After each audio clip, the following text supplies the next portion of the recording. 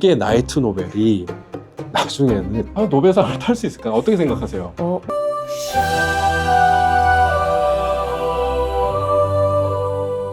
아까 일본은 번역가도 되게 돈도 잘 벌고 그렇죠. 작가들도 많이 예, 하고 있는데 우리나라도 좀 됩니까? 아니요, 안 돼요. 안 돼요? 안 돼요. 전혀 안 돼요. 전업 번역가 하지 말라고 저는 얘기합니다. 사실은 그래요? 특히나 지금 또 기계 번역이 워낙 잘 AI가. 되거든요. AI 번역이 너무 잘 되는 상황에서 네. 쉽지 않아요. 그리고 우리나라 출판계 자체가 지금 안 좋아요. 우리나라 출판계가 화랑이었던 때가 있어요. 뭐 아침형 인간 뭐 이런 책 네. 아세요? 네네네. 뭐 아침형 인간은 그 책이 1인 출판사에서 낸 아 거거든요. 그래요? 예, 근데 오. 그 책으로 빌딩을 사셨어요. 아, 그러니까 그렇구나. 그토록 좋았던 시절도 있어요. 지금은 안 돼요. 아 지금은 안 돼요? 지금은 쉽지 않아요. 아.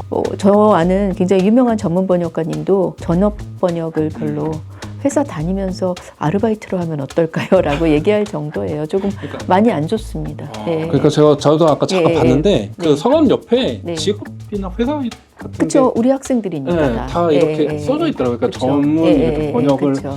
하시는 예, 쪽은 없고 예. 그냥 이렇게 같이 그냥 겸해서 제가 가르친 거죠, 사실은. 아, 번역을 처음 하는 친구들에게 네. 그나마 본인의 약간 포트폴리오가 되라고. 나중에 할 때 그래도 이 책을 내가 했다 그러면 그렇구나. 기록이 되니까 그렇게 넣은 거죠. 아. 예. 한국어를 번역할 때 가장 어려운 부분이 뭐가 있나요? 일본은 약간 피해 표현이라든가 우리가 생각하지 못하는 표현들이 있어요. 어떻게 보면 이렇게 표현해요. 직역하면 그 사람이 나를 기다리게 시키게 만들어서 내가 당했다. 뭐 이런 식의 표현들이 있어요. 끝말이 되게 복잡한 경우가 있거든요. 꼬운네요. 꼬우면 잘못하면 당하는 사람과 시키는 사람이 거꾸로가 될 수가 있어요. 아까 전에 말했던 거 네가 처먹고 나한테 시켜. 그렇죠. 이건 이제 종교어인데 네. 그러니까 그런 식으로 저희가 번역한 문장들을 보면서 잘못 번역한 사례를 굉장히 많이 봤어요. 그 문장 자체가 조금 어려워서 우리는 확실하잖아요. 나, 너 이게 확실한데 일본은 그것을 조금 더 내 입장에서 내가 받은 수동의 의미로 표현하는 것들이 많거든요. 그런 게 굉장히 문화적인 건데 그 문화적인 것을 어떻게 표현해야 될지가 좀 고민스러워요. 다른 번역하는 사람의 모두의 고민일 겁니다. 그럼 딱 여기서 딱 조금 좀 비교를 하자. 아까 네네. 비교를 하셨잖아요. 네네. 한국 문학과 일본 문학을 딱 비교를 했을 때 가장 특징적인 거. 일본 문학에서 가장 큰 중심을 이루고 있는 건 사소설이에요. 그러니까, 사소설? 예, 사소설. 사소설. 사적이다 할 때 사. 사적이다 할 때 그래서 사적 소설, 사소설. 이런 책들을 읽어보면 특히나 다자요 사무 책, 인간 실격 요즘 젊은 친구들이 지하철 보면 인간 실격 가지고 있는 친구도 있고 많더라고요. 선물도 그래요? 많이 하고 정말 많이 팔려요. 그래서 다 읽었을까 어려운데 이런 생각도 하는데요. 그러니까 결국 그 소설을 보면 그것이 작가의 얘기거든요. 그러니까 일본은 작가 스스로의 이야기를 다룬 책들이 굉장히 많아요. 그것이 우리하고는 조금 다른. 무라카미 하루키의 이번에 그렇죠. 그 보이지 않는 적도 제가 너무 이해가 안 돼서 뒤져보니까 그게 전방적인 자기의 작가의 인생에 그렇죠. 대해서 담았다고 그렇죠. 그러더라고요. 그걸 빗대어서 약간 판타지 소설 같이 그렇죠. 막 거기 나오는 모든 것들이 자기의 입장과 또 자기 타인이 나를 봤을 때 입장을 그렇죠. 이렇게 대변한다. 그걸 소설로 썼구나. 굉장히 특징적이라고 볼 수 있어요. 저희가 벌써 1시간이 넘었어요. 지금 근데 할 게 진짜 많거든요. 아직 이제 반도 안 했어. 아까 전에 처음 교수님이 줄여서 하세요. 줄여. 일본 만화 그리고 만화. 애니메이션, 일본 게임 절대 빼놓을 수가 없잖아요. 그렇죠. 애니메이션 보세요. 보죠. 그 가장 재밌게 봤다 애니메이션. 그러니까 김이노 나와 너의 이름은 아 진짜? 김이노 나와. 되게 최근 건데. 최근 건데 전에는 다른 거였는데. 전에 그러니까 뭐? 전에는 미미오 스마세바에서 귀를 기울이면이라는 작품이 아 있어요. 지브리 거. 그거였는데 약간 너의 이름은 재밌지. 보고 나서 재밌지. 이제 그게 바뀌셨어요. 바뀌었어요. 두 개 다 약간 비슷한 게 약간 연애. 그러네요. 그런 걸 좋아하는 네, 약간 연애 네네, 이야기를 되게 좋아하시는 분. 일본 사회를 정말 잘 반영했다 이렇게 보셔서 그러신가요? 아까 말씀드린 것처럼 일본이 진자가 있고 재해에 대한 거 있잖아요. 그것을 현대에 녹아내서 그걸 엮어낸 상징들이 너무 많아요. 너의 이름은 그래서 너무 재밌었어요. 그게 약간 3대 재해를 이야기하는 그렇죠. 너의 이름은 스즈메 문단소 그리고 하나 그 비의 그렇게 세 개가 이제 재해를 한다고 그러는데 그렇죠. 그 안에 있는 상징들 그 다음에 신에 대한 이야기, 그 다음에 인간에 대한 이야기, 인연에 대한 이야기 이런 것들이 상징이 막 들어가 있으니까 너무 흥미로웠어요. 저도 그 감독의 인터뷰를 봤는데 그 일본 사람들에 대한 그 약간 위로가 되고 싶었다. 네네. 그걸 보면 일본에 대한 이해가 조금 더 깊어질 수 있지 않을까. 네. 근데 요즘에 그거 아세요? 네. 이 세계가 되게 네네네. 이 세계. 아세요? 예, 그렇죠. 애니메이션도 네네. 뭐 아세요? 네, 제목은 알아요. 제목은 아세요? 전생이었던 슬래미되었던 거에 대해서 그렇죠. 이런 것들이 네. 있는데 혹시 보신 적은 없고? 그러니까 라이트 노벨이죠. 네, 라이트 노벨이었고 지금은 이제 만화책도 나오고 만화책. 애니메이션으로 이렇게 그렇죠. 발전이 돼요. 예. 네, 라이트 노벨 읽어보신 적 있어요? 읽어보려고 했던 적은 있는데 네. 그 쉽지 않더라고요. 쉽진 않아요. 네, 저는 조금 쉽지 않더라고요. 읽어서 그런가? 일반 문학과 스타일이 좀 많이 다르잖아요. 많이 다르죠. 네. 예. 옛날에 예전에 네. 예를 들어서 기현이가 있었잖아요. 예. 기현이 문학이 기현이, 있었잖아요. 예, 그렇죠. 이거를 과연 문학으로 쳐줄 것인가? 예. 한쪽에서는 네. 이것도 문학의 발전 중에 하나다라고 하는 거, 예. 한쪽은 여고생의 그냥 낙서일 뿐이다. 예. 그러니까 일본도 약간 라이트 노벨을 과연 문학으로 봐줘야 되는 건지. 똑같은 것 같아요. 그러니까 순문학만 고집하는 그런 비평가 그룹이 있다면 라이트 노벨도 당연히 문학의 범주에 넣어야 된다. 우리가 흔히 서브컬처라고 하잖아요. 그쵸. 그래서 최근에는 서브컬처까지도 다 문학의 범주에 넣으려고 하는 시선이 더 크다고 저는 봅니다. 아하. 그리고 저도 사실은 이쪽이고요. 아 그래요? 그러니까, 라이트 노벨도 네네. 충분히 문학 그러니까 쪽으로 결국 문학이라는 게 어떤 집단과 어떤 사회 속에서 개인이 만들어내는 창작물, 글로 된 창작물이라고 한다면 어떤 범주여도 사실은 그것을 반영하고 있는 거라고 생각해서 라이트 노벨도 문학 속에 들어간다라고 보는 시선이 더 강하다고 요즘은 봅니다. 전 이렇게 생각해요. 구운몽 아시죠? 구운몽이 네. 지금 보면 그렇죠. 되게 라이트 노벨. 네, 맞아요. 할렘물이에요. 여자를 있는 대로 다 그쵸. 꼬시고 네, 모두가 내 와이프로 그렇죠. 만드는 그렇죠. 이게 우리나라에서 정말 대단한 네, 문학으로 네. 자리 잡고 있잖아요. 맞아요. 홍길동, 판타지잖아요. 의현물, 네. 그러니까 막 영웅물, 히어로물이잖아요. 이런 것들이 우리나라에서는 고전 문학으로 되게 그렇죠. 이제 훌륭하게 네, 이렇게 네, 하는 네. 약간 비슷하다고 생각해요. 시대를 반영하는 네. 거죠. 그리고 이러한 읽을거리를 굉장히 좋아하는 사람들이 많은 거죠. 예, 그 판매 부수가 어마어마하잖아요. 어마어마하죠. 1000만 부 넘어가는 것들도 네, 있고, 그렇죠. 예, 그만큼 독자가 많다는 거예요. 일본 그렇죠? 사람들. 그렇죠. 그러면 이게 나이트 노벨이 나중에 노벨상을 탈 수 있을까요? 어떻게 생각하세요? 라이트 노벨도 라이트 노벨이 한 30년, 40년, 아직- 100년이 됐다. 아직 할리머니 정하잖아요. 그렇죠? 할리머니가 할리먼. 뭐예요? 그러니까 노벨상을 할리먼이라는 데서 정하거든요. 아 그래요? 그분들이 사실 워낙 이제 권위 있으셔서 아 그래요? 좀 힘들지는 않을까 아. 싶기는 해요. 서브컬처라고 해서 무시하는 건 아니지만 대중성이 있는데 조금 더 고민이 더 많이 들어간 것들을 더 쳐주지 않을까라는 생각은 있어요. 대중문학상 이런 건 받을 수 있겠죠. 라이트 노벨이 이렇게 일본에서 인기를 끄는 이유가 혹시 어떨 거라고 생각하세요? 그러니까 어떤 아까 개인 때문에? 말씀드린 것처럼 동일한 범주인데요. 오타쿠라는 문화 자체가 일본인들에게 있잖아요. 그러면 뭔가를 심취해서 할 수 있는 저변이 있다는 거예요. 그러니까 결국 먹고 살기 힘들면 오타쿠 될 수 있어요? 없죠. 돈이 있어야지 덕질하지. 오타쿠는 사실은 먹고 살기 힘들면 네. 할 수 없어요. 그럼요. 근데 어느 정도는 본인이 살아갈 수 있는 사회적 보장이 되어 있는 상황인 거죠. 네. 그 상황에서 내가 뭔가에 심취할 수 있는 그 다음에 누군가에게 별로 간섭하지 않는 그런 네. 문화들 아, 그런 것들이 어떤 게 있냐면요. 일본에서 만약에 제가 이렇게 얘기하는데 제가 얼굴에 뭐 묻었어요. 만약에 네. 그러면 네. 알려주실 거잖아요. 네, 그렇죠. 이렇게 그럼 이렇게 네, 떼잖아요. 일본 절대로 안 알려줘요. 안 알려줘요? 예. 막 코털이 이렇게 삐져나왔는데 안 알려줘요? 안 알려줘요. 왜냐하면 왜 그런지 알아요? 내가 이걸 지적하는 순간 이 사람에게 창피를 줄 수 있다고 생각해요. 지적하지 않아요. 그래서 어떻게 보면 이게 개인을 존중해 주는 것 같이 보이지만 사실은 수치를 준다는 것에 굉장히 크게 두려워하는 문화가 있거든요. 굉장히 희한한 옷 입고 다니는 친구들 있잖아요. 네네. 그래도 안 본 척 하잖아요. 네. 창피 주지 않으려고, 수치 주지 않으려고. 수치를 당하면 일본은 복수를 해야 돼요. 그래서 복수를 한다고요? 복수의 문화가 있거든요. 복수의 문화가 있어요? 복수의 문화. 리벤지의 그 복수 말씀하시는 거예요? 그렇죠. 아까 말씀하신 뭐 사무라이 그때 시절에 네. 중세 시대부터 복수의 문화가 있어요. 수치를 당하면 죽여야 돼요. 아, 여러분 그거 아시겠구나. 47인의 사무라이. 그러니까 알죠, 알죠. 본 적은 없죠. 그것도 수치예요. 이쪽 장군과 이쪽 장군이 있어요. 여기에 수치를 줬어요.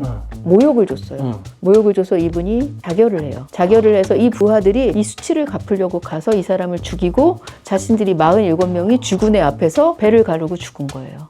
다시 자기들이 자결을 해요? 네. 수치심 복수를 갚은 다음에 자신의 주군에 복수를 하고 와서 그 무덤 앞에서 그리고 엄청난 그 상하 관계, 주군과 부하의 관계 이런 것들이 우리랑 다르다고 말씀드렸잖아요. 와 이게 그 쫀심이라는 거를 자존심이라고 해야 될까요? 하여튼간 그게 있어요. 만약에 이렇게 제가 뭐가 붙었어요. 만약에 깨라도 하나 붙이고 했다고 봐요.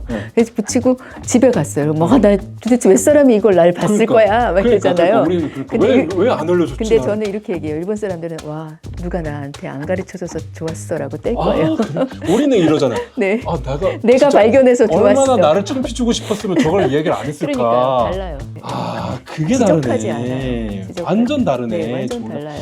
그래서 사실 오타쿠 문화 얘기한 것처럼 오타쿠는 오타쿠예요. 그냥 그 자신이 그걸 하면 돼요. 누가 뭐라 하지 않아요.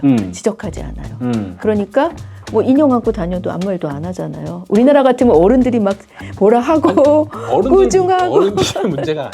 난리 났을 거예요. 어른들이 문제가 아니고 온 사람들이 너 도대체 왜 그런 무슨 생각을 갖고 있는 거냐.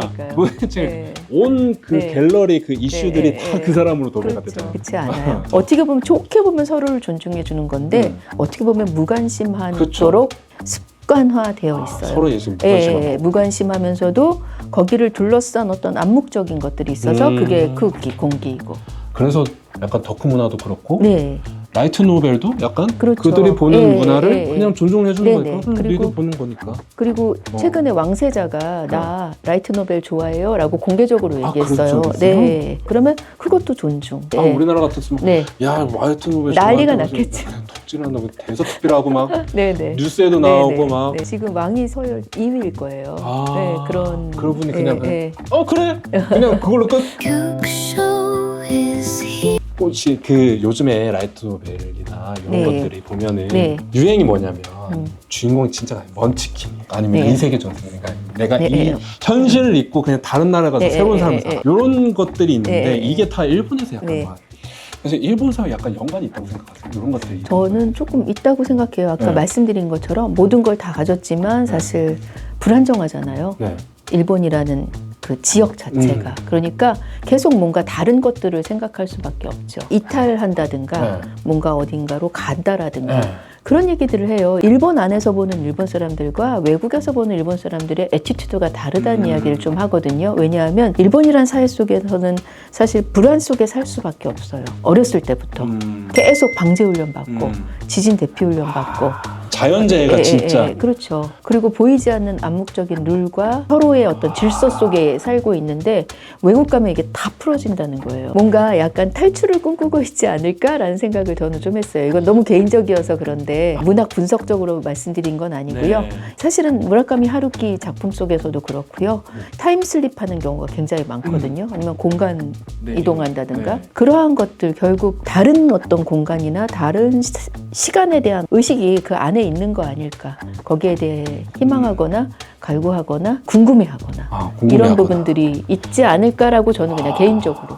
저는 진짜 정말 닭살돋았던 게 이 세계 전생 같은 이런 거 보면은 블랙 기업인 사람들이 많아요. 그렇죠. 블랙 기업에서 이렇게 막 과로사해가지고 죽어서 일어나 봤더니 판타지로 왔어. 아니면 블랙 기업에서 막 열심히 야근하다가 걷다가 꼭 트럭에 치여. 트럭에 치여서 일어났더니 이래가 됐어. 거기에서 이제 자기 꿈을 펼쳐가고 일본 사회가 이게 블랙 기업의 문제구나 라고 했는데 그 불안감이 오늘 처음 알았어요. 자연재해의 불안감이라는 게 있다는 그거는 뭐 뗄 수가 없어요. 그래서 질서를 지킬 수밖에 없고 약간 그래서 질서를 지켜야지 자연재해에서 이렇게 탈출을 하거나 살 수 방지할 수 있는 있어요. 거죠. 자연재해 이게 진짜 오늘 저 완전 닭살돋아. 진짜 레알 닭살돋아. 그래요? 다행이네요. 진짜 닭살돋아. 닭살돋게 만들었다. 와. 이게 궁금한 아톰. 아톰 얘기 좀 해주세요. 그 얘기가 그거예요. 일본이 전쟁에서 회복했잖아요. 테츠카 오사무가 의학 박사예요, 원래. 의사예요. 의학 박사예요. 의학 박사인데. 그래요? 그림을 좋아했어요. 그래서 아톰이라는 조그만 애가 전 세계를 구하고 일본의 부흥을 위한 존재예요. 전쟁에서 패전한 이 나라에 모든 힘을, 꿈과 희망과 이상을 집어넣은 존재예요. 이 조그만 애가 모든 것을 구하고. 그래서 일본 사람들은 모이면 아톰 노래 불러요. 어떻게 보면 이런 거예요. 모두의 정신을 하나로 묶어주는 일본이 다시 일어서리라라는 그 꿈과 희망이 결집된 상징인 거죠. 약간 미국으로 치면 캡틴 아메리카 같은 뭐 그런 아톰은 일본은 tetsuan 아톰이라고 하는데요.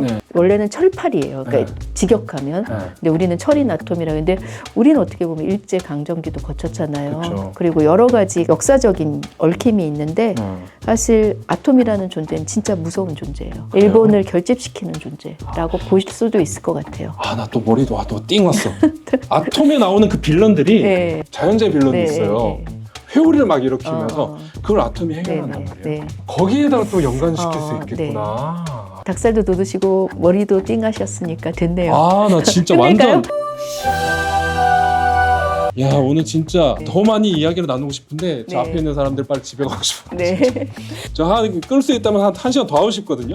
솔직히 말씀해 진짜로. 1시간 더 하면 기절하실 정도로 이야기가 나올까 봐. 그러니까 이거 너무 궁금합니다. 이거 나중에 저가 한 번 더 입으로 또 한 번 더 찾아뵙는 거예요. 꼭 또 나와주시면 너무 감사하겠습니다. 저 마지막 한번 소감 한번.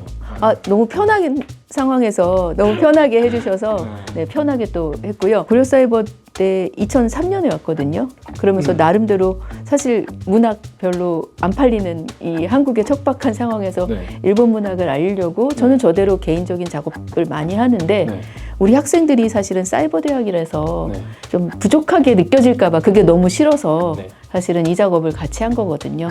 일본 문학에 관심을 가지는 친구들하고 없어 보이지만 사실 한 책마다 2년 이상 걸린 책이에요. 제가 가르치면서 공동으로 작업을 하느라 그래서 이거 자랑질할 수 있어서 고마웠습니다. 그리고 재밌네요. 이렇게 하니까. 재밌죠? 수업도 이렇게 할까 봐요. 전 너무나 만족스러운 시간이었습니다. 너무 감사드리고. 저도 감사하고요. 나중에 또 한 번 더 나와주시는 걸로 하고, 자, 오늘은 그럼 여기까지 하고 다음 편을 기대해 주시고요. 다음에 또 교수님과 또 좋은 시간을 가지도록 하겠습니다. 감사합니다. 오늘 여기까지. 감사합니다.